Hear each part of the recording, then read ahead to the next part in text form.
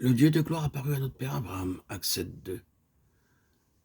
Pour connaître la signification de la gloire, il faudrait connaître la signification de la rédemption. Car encore une fois, la rédemption gravite autour de la gloire. Et pour répondre à cette question de la gloire, il faudrait aussi expliquer le sacerdoce et le gouvernement dans leur signification divine et spirituelle. Car ces deux aspects sont toujours liés à la gloire. Si nous saisissons la signification de la gloire, nous connaîtrons notre appel, car nous sommes appelés à sa gloire éternelle, 1 Pierre 5:10. Pour célébrer la gloire, Éphésiens 1:4-6. En outre, nous commencerons à comprendre notre vocation et notre service, car après tout, en quoi consiste le service de Dieu? Tout service de Dieu et pour Dieu peut être mesuré en tant que valeur spirituelle par un mot, la gloire de Dieu. Tout ce que nous mentionnons est contenu dans cette simple expression, l'évangile de la gloire. Pour être plus précis, il est dit l'évangile de la gloire du Dieu béni.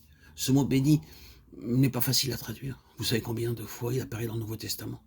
C'est le mot par lequel commence chaque béatitude. Bénis sont les pauvres en esprit, bénis sont ceux qui pleurent. Matthieu 5:3-10. Ailleurs, dans le Nouveau Testament, le mot traduit par heureux, et c'est ce que nous avons dans les béatitudes. Heureux sont les humbles, et ainsi de suite. Mais vous hésitez à employer ce mot en relation avec Dieu, l'évangile de la gloire du Dieu heureux. Cela ne sonne pas bien à nos oreilles, n'est-ce pas? Mais vous pourrez peut-être saisir quelque chose de cela. Dieu est dans un lieu et dans un état de grande bénédiction. Est-ce que vous ne demandez pas toujours au Seigneur de vous bénir et de nous bénir? Qu'est-ce que cela signifie?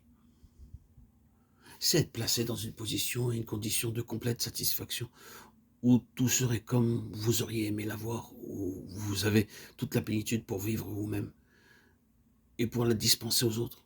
Il y a une position heureuse dans cela. Il est plus heureux de donner que de recevoir. Acte 20:35. C'est le même mot. C'est très heureux, très béni d'être dans la position de donner.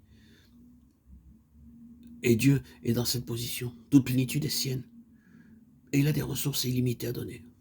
Quelle position heureuse. L'heureux, le Dieu béni. Maintenant, allons un peu plus loin. Ici, nous désirons parler de l'évangile de la gloire du Dieu béni. C'est bien la bonne nouvelle de la gloire de Dieu qui est pleine et qui regorge de toutes les ressources, de sagesse, de puissance, de grâce, de vérité.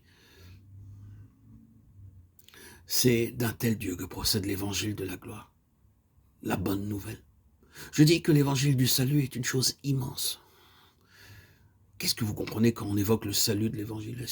Être délivré de la culpabilité, de la condamnation et des conséquences du péché ici-bas et surtout après.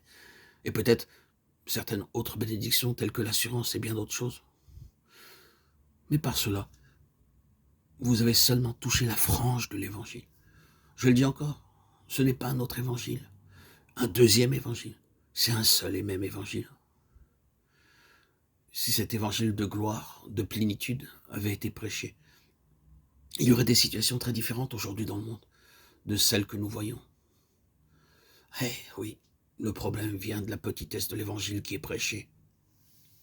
C'est l'évangile de gloire, c'est l'évangile du Dieu béni, la bonne nouvelle de la gloire du Dieu, qui est tout suffisant lui-même, et pour nous tous.